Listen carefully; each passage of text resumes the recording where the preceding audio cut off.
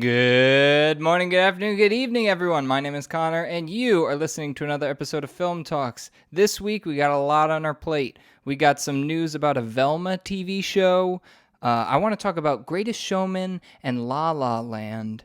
And, of course, we have the What I'm Watching segment where I'll be talking about the TV show Hannibal. It was a cable show that came out a while ago, and I just started watching it. It was on Netflix. I don't think it's on Netflix anymore. They might have put it on Hulu now, but I got a lot to say about that. And then we got some other topics if I feel like we have enough time to cover them.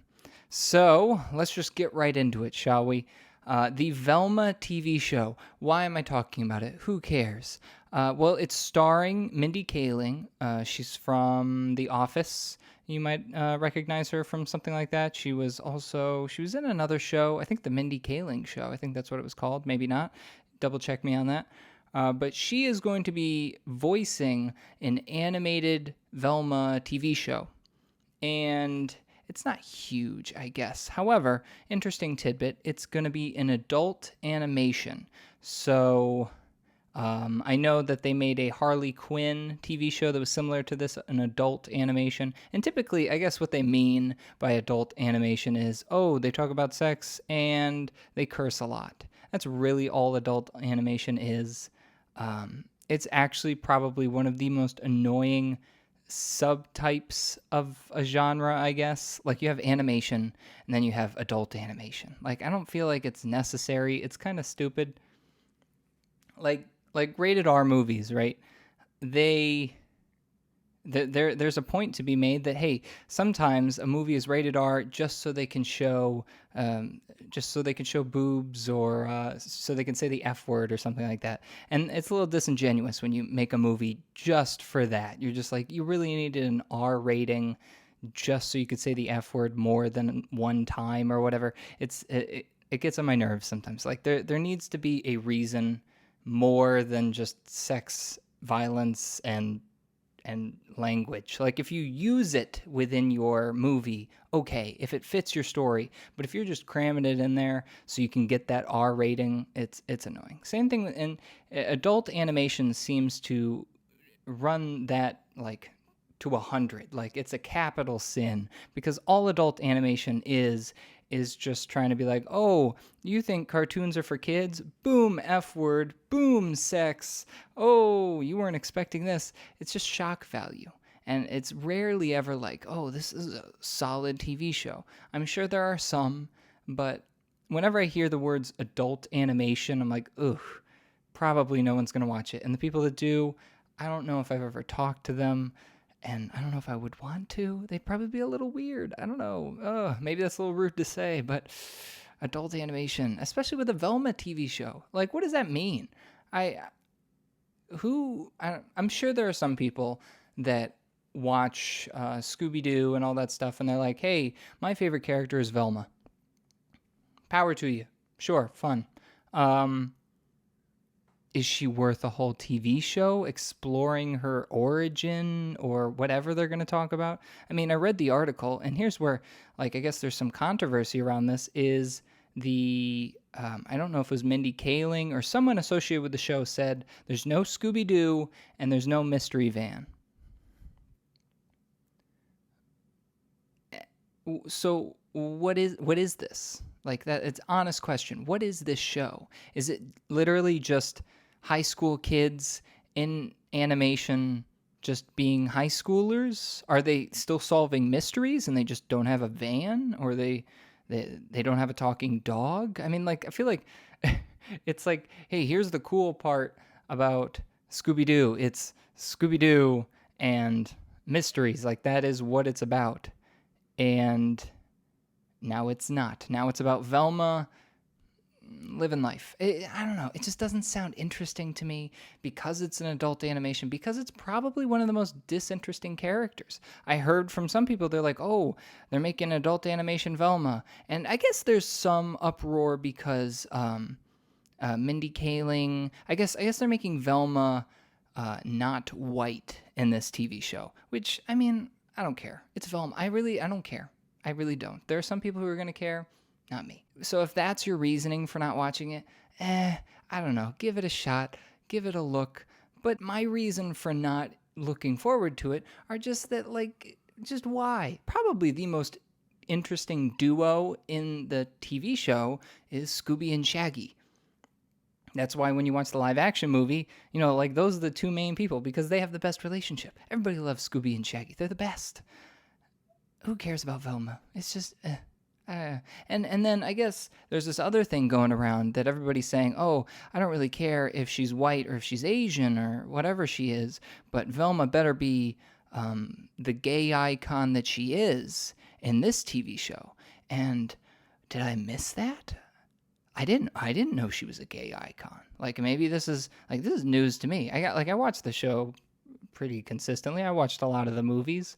I never got like the feeling that she was gay. But I guess like the whole it being a kids show or whatever, they just didn't really talk about sexuality or whatever on the show. It's just an interesting thing. I find that kind of interesting sometimes how they'll be like, how people jump on a bandwagon and be like, oh, this character's gay. Why?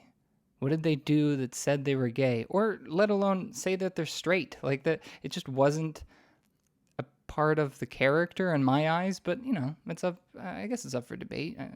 Ask the showrunners. What did they think? What was when they made her? Was she gay? Who knows? We'll ask them. They'll tell us. Controversy over. But that's all I got to say about the Velma TV show. Be sure to comment. Tell me what are your feelings on the Velma TV show? Are you excited for it? Would you even watch it? I think it's going to be on HBO MAX, which I think makes its viewer base even smaller than it was going to be if it was on like Comedy Central or something like that. But that's that. So the other thing I wanted to talk about was Greatest Showman and La La Land. Now, what do they have in common? They were released within a year of each other. La La Land came out first, I believe, and then Greatest Showman came after. But they sort of, most of La La Land made its money in 2017, the year that Greatest Showman came out. And so I feel like they came out so closely together that, in my mind, they kind of blended a little bit. And there was a little bit of a back and forth between me and some people about like, oh, which one's better? I'll make it easy, okay? Greatest Showman is the better musical. Boom. I said it. I got no problem saying that. Greatest Showman has better songs. I will sing those songs for forever. It's great. The production is wonderful. They're very catchy. You might not want to admit that they're catchy, but they are. And that's really as far as I would go with Greatest Showman. Like, I know, I think my Aunt Beth, she always said, well, I don't know if she says that now, but when Greatest Showman came out, she was like, this is the best movie ever. Best movie ever? Really high mark right there. I don't know if I want to go that high. Say it's a really great musical? Yeah, I can get behind that. There haven't been a lot of recent good musicals that were original. I think Greatest Showman is original. But La La Land is a little interesting, right? Because I think I would call it a musical because there are musical numbers in it. And I feel like it just checks all the boxes that makes it a musical. The singing is a little lackluster. And I know I've been a La La Land supporter. The allure of the movie in some cases is that the people singing, they're not like wowing you. Ryan Gosling, Emma Stone, they're not like, ooh, this is amazing. They're more trying to go for a regular person just singing. And it's an interesting take. I got no problem with it. But, if we're, going musical against musical, when I want to watch a musical, I want good music that sounds good and I will listen to a lot. La La Land music is very catchy. That piano tune, oof, every time I hear it gets me in this mood. It's good. But the rest of the music, even especially the John Legend song, not in love with it. I think it has a lot to do with just the character, is that we're not supposed to like John Legend's character. So like with the song, we kind of just have these biases against it. So whenever I hear it, I'm like, oh, it's that bad song where Ryan Gosling and Emma Stone had problems, all because of John Legend, that stupid John Legend. He's not a bad singer, of course. I love John Legend's music. But if that is the most well-produced, well-rounded, quote-unquote, best-sounding song, it doesn't really compare to Greatest Showman. Greatest Showman has at least two, three hit songs that like I could, you play it. I'm like, that's Greatest Showman. Like that song, keep it playing. La La Land, it's definitely a mood based movie when it comes to its music. If I'm gonna listen to it without the movie behind it, but where does La La Land like come out? It's with the characters, the acting, of course. I think Emma Stone won an Oscar for this movie. She must have. I feel like she did. And I feel like I remember, because this was when they had that controversy at the Oscars because La La Land was announced to be the winner, but then Moonlight, I think Moonlight won the actual Oscar, and it was a big uproar and all that. But I think Emma Stone won Best Female Actress, and I was like, Ryan Gosling should get it. Because, of course, why wouldn't Ryan Gosling get it? He's awesome. He learned how to play the piano. He went all in on this. He should have won the Oscar. So, missed opportunity there, Oscars. You could have, gained a supporter. I would have watched the next two Oscars if you had given Ryan Gosling that Oscar. Probably not, but I would have said that I would. So you got the better performances from my point of view, better acting in La La Land, Greatest Showman. I also, maybe this is a hot take. Hugh Jackman's singing very rarely wows me. I feel like Hugh Jackman's singing is basically just him yelling really loudly into the mic. With some tonality behind it. I'm like, oh, okay. Like, I guess I can't do that. So there's some talent, but it doesn't always sound so great. Like in Les Mis, he's just yelling. I don't know. But, they keep putting him in musicals, so there's got to be something there. I know he did Broadway, I'm pretty sure. It just amazes me sometimes. Like Zac Efron has a very, maybe that's what it is. I guess I'm used to a certain kind of voice. So like Zac Efron's voice is very pleasing to hear, and Hugh Jackman's is just a different style that I'm not really used to. So maybe that's what it is. But still, that music in Greatest Showman is better. La La Land, I'll give the performances and the actors, they stood on their head, I guess. I don't know what the phrase is, but La La Land actors, they took that part. And then story, Greatest Showman has a very simple, easy to follow story, family-oriented,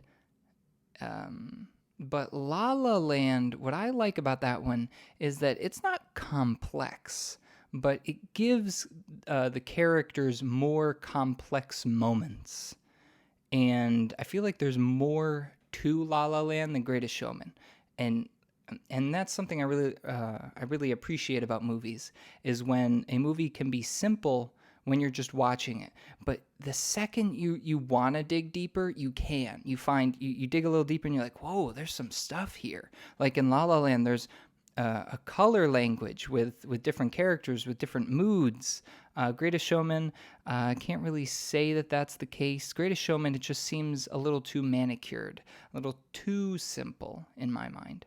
La La Land, it deals with people's desires, wants, dreams, and relationships, and can they both coexist? Can you love someone and pursue your dream while they're also pursuing their dream? And there's a level of realism behind there that is just so complex.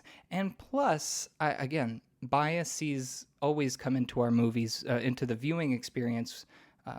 For the audience in regards to how much they like a movie. I can't, say anything against that. Like, it's definitely true. In the case of La La Land, that ending was just so impactful for me.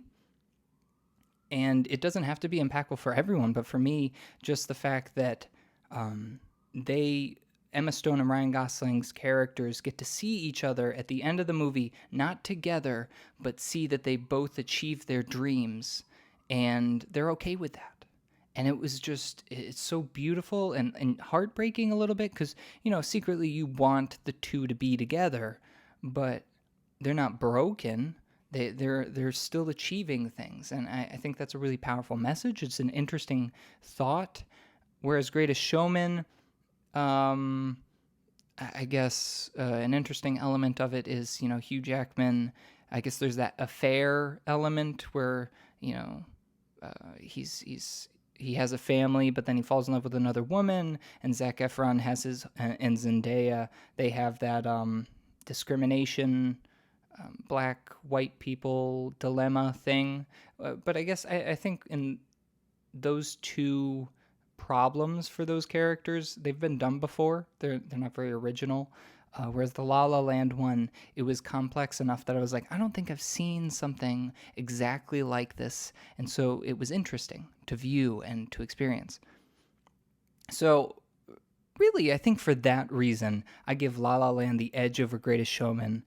uh, Again, this is just something I'm bringing up. This might not be a controversy. This might not be a battle between these two. However, in my mind, in the way I've had discussions with people when these movies came out and which one is better. And so I think because of when they both came out, there is a little bit of a rivalry between La La Land and Greatest Showman, even though I think in my mind they're very different films and going after very different types of people who will watch these movies. I don't think my dad has ever seen La La Land, and yet he's seen Greatest Showman. But me and my mom have seen both. Like, it's just, it just is. They're different kinds of movies, and I'm just here trying to make conversation about it. Which one do I like better? I'd probably go La La Land. Greatest Showman, I'll listen to that soundtrack endlessly. You put me in a car, I'll watch. I'll listen to it. I'll even watch parts of it, but I don't feel a desire to ever rewatch The Greatest Showman. Whereas La La Land, I think I've watched it at least 3 times. I've bought it for Jasmine, I think last Christmas, because I wanted her to experience it. So yeah, I have an attachment to La La Land. I think there's a lot of good pieces in that compared to Greatest Showman. And yeah, so last part that I have is the What I'm Watching segment. And what I want to talk about is the TV show Hannibal. I meant to talk about it last week, but I just forgot about it. I just spaced. I don't know why. I have a huge passion for this show. I can't really understand why. I'm going to try to word it for all of you. I highly recommend it. It is not a kid's show. If you know anything about Silence of the Lambs, about Hannibal, I don't think it's spoilerific or or however you want to say it. I don't think there's any spoilers in saying that Hannibal is a cannibal and he eats people and there's killers and stuff. So it's kind of like if you took a Law and Order episode and made it rated R, you get Hannibal. Like, to the point where I was actually surprised the amount of things they showed, knowing that it was a cable TV show. I was like, did they allow you to show these things? Maybe they cut it and now on Netflix you see an uncensored version. I don't know. But it ran for 3 seasons and then it was cut short. And heck, I'm here talking to you about the show and I haven't even finished it.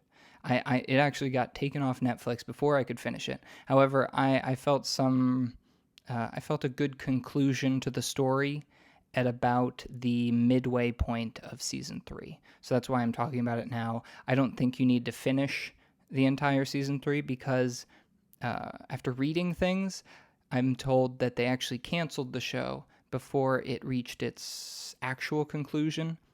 However, it's a good enough story as it is that I just feel a good level of completion to what I have seen. So don't let that knock your experience. If you're interested in these Law and Orders type shows with a better narrative than Law and Order that's not stale, give this show check it out, because even if it doesn't end when the showrunner wanted it to end, it's good enough. And I think you'll feel that when you get it.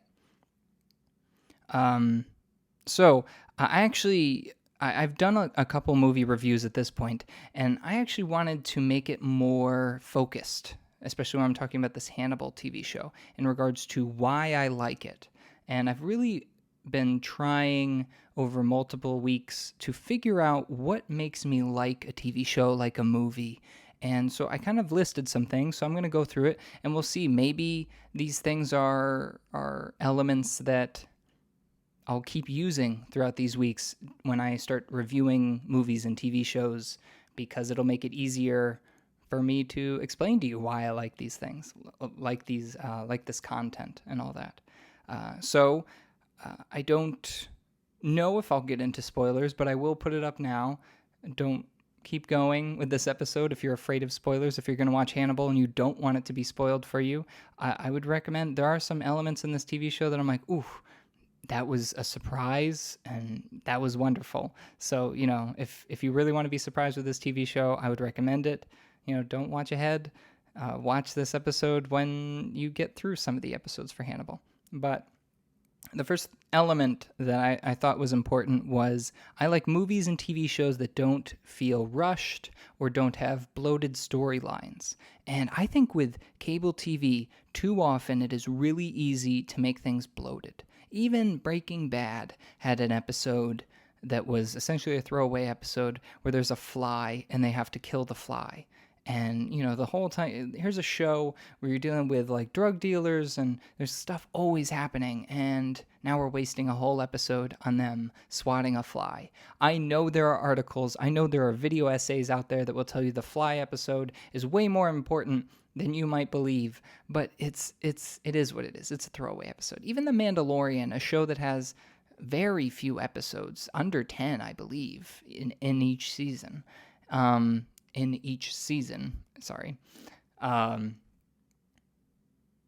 The Mandalorian has throwaway episodes because I don't know why. I'm sure it's because, they just want people to keep watching, but there are some times where you just feel like you're getting pulled along and there's nothing really that happened that episode.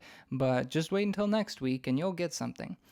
And in Hannibal, it does happen. Like, there are moments where I felt a little stretched. Season 1, pretty tight. Season 1 is interesting because that one takes a more Law and Order vibe to it, where they bring in this character, Will, and he's very interesting. He basically is a sociopath, psychopath, whatever you want to call him, but he's not. Like, he's able to get into the mindset of these serial killers. But he's able to pull himself back so he doesn't become a serial killer. And so it's an interesting dynamic, actually, when you think about it, that you have this character who could be the people he hunts, but he's able to pull himself back before he gets to that point.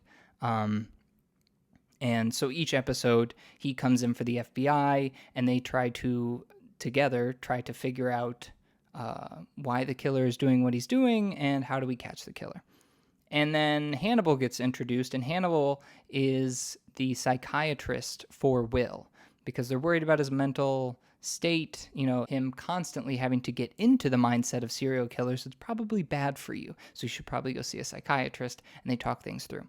Little do the FBI know, Hannibal is himself a serial killer, but he's like the worst kind. So like Will is able to understand serial killers' mindsets because they always have a purpose. They always have like a desire to do what they're doing. So like there are some people who think that they're doing good things, like they're trying to make people see God by killing them or something like that.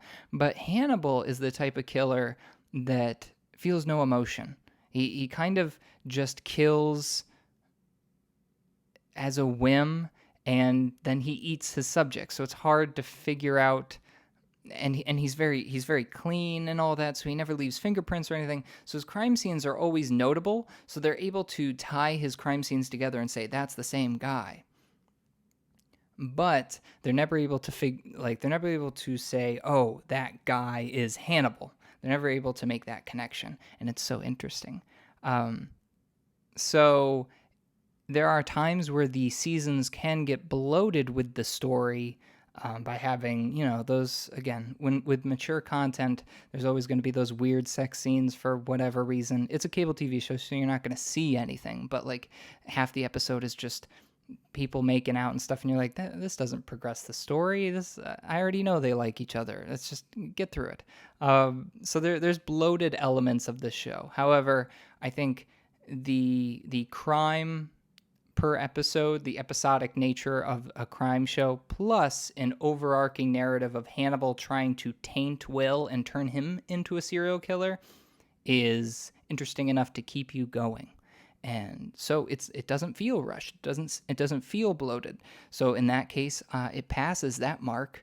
So the next one I want to talk about is I like movies and TV shows that have characters with motivations that I can relate with or understand. And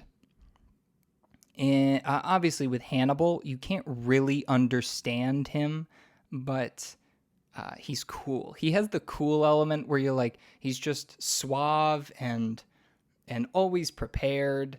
He just happens to be a bad guy.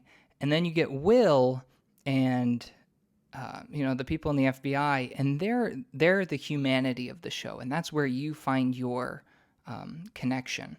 And although you lose Will later in the show to just being kind of more detached than he was in the beginning, I think there's an inherent desire in all of us to understand things that maybe seem impossible. Like there, I've had thoughts where I'm like, okay, like you hear a story where somebody killed another person, you're like, how could you do that? How could you get to that point where you wanted to kill that person or do any heinous crime where you're like, how do you jump over that ledge and get to the point where you're like, yeah, I'm gonna do that. In Will's case, he knows. He's able to empathize. He's able to understand how they're able to get to that point. And for that reason, Will, I think, is a really interesting character. And in a way, he's a relatable character. In a way, like I don't have his ability, and I don't know a lot of people who have that ability. I don't even know if it's possible, but there are certain elements of his character that make you go, oh, okay, I can relate with that. I can understand that. So yeah, the Hannibal TV show does have those characters that you can really get in tuned with, and other ones that you think are super cool even if you can't get in tuned with them. So another element I have is I like movies and TV shows that don't draw attention to the fact that they're movies. Hannibal definitely doesn't do this, but there are movies where it kind of takes you out of it. Like there might be weird CGI work where it just sticks out like a sore thumb, and you're just like, oh, that's not real. I didn't want to see that, and you're just like, oh, taken right out of the movie, and you're just like that. It just looks bad. Why did you do that? Why did you you watch the prequels for the Star Wars the prequel Star Wars movies, and as much as I love them, you're just like, it doesn't look real. It looks bad. And it takes you out of the movie a little bit. And sometimes they do that with camera work too. Sometimes they make it too overtly, too obvious that the camera is there capturing things. And I'm the kind of viewer that just wants to be, sucked into the story, into the movie, and just live in the world. And if I see a camera, if I see weird effects, it takes me out of it. And you don't get that with a book, obviously. With a book, you just get sucked in and nothing takes you out unless somebody taps you on the shoulder. But in movies, it's a visual medium, so you have those dilemmas. But in Hannibal, you don't have any of those problems. And then I guess the last thing I want to mention is my favorite movies I can rewatch over and over again because of my love for the characters. And I guess here's where I have the sticking point with Hannibal. There were points in this show where I was like, wow, they made some literal Game of Thrones decisions, which might be a spoiler. You might be able to figure out what I'm talking about. But they had Game of Thrones level decisions for certain characters. And I was like, wow, they had the balls to pull that off. The season 2 finale is the single greatest finale that I've probably seen in a long time. It was craziness. Like, people are dying that I didn't think would ever die. And then season 3, you learn they're not dead. The problem with this show is that too often they give you these surprises where they're like, hey, this person's dead or this person's alive, and then they just pull the rug from under you. They're like, oh, you thought this person was alive? Nope, now they're dead. Oh, you think this person's dead? Oh, now they're alive. And it gets on my nerves. And that element kind of feeds into the characters, because I think season 2 was the ending for this show. Season 3, midway through, you do get some reconciliation. You get a nice ending, I guess. But season 2 is a rough, gory, awful ending, which is what this show needed. and should have had, I think. I think season 3, they felt the pressure. I don't know how it worked, but I feel like when they made season 3, they felt the pressure to kind of one up their previous seasons. And by doing that, they kind of made it seem like a different kind of show. And if you watch the show, you'll understand what I'm talking about. And because they did that, the characters sort of changed. And I am all for characters evolving throughout a show. You watch Breaking Bad, for instance. Walter White is not the same guy he was in the beginning as he is in the end. But that's the draw of the show. His transition from meek science teacher to powerful drug kingpin. It's amazing. One of the greatest shows ever in TV history. This one, Hannibal is never supposed to grow. Hannibal is just the same throughout the whole time. Will is it's so hard because I like what they did with Will, but I feel like too often they do that same thing with the killings, is that they pull the rug from under the characters, and that Will is healthy and then he's damaged, and then he's healthy again, and then he's damaged again, and it just goes back and forth, and it gets a little tiring, which I guess can kind of lead into a bloated storyline. I don't think it ever gets to that point, but it does feel like sometimes in this show the characters are running in circles, and that's a immediate no for me in terms of rewatchability. I'll finish the story because the story is interesting enough, but I'm going to come back for the characters because I want to see them again, because I want to live in that world again. And Hannibal's not going to do that for you.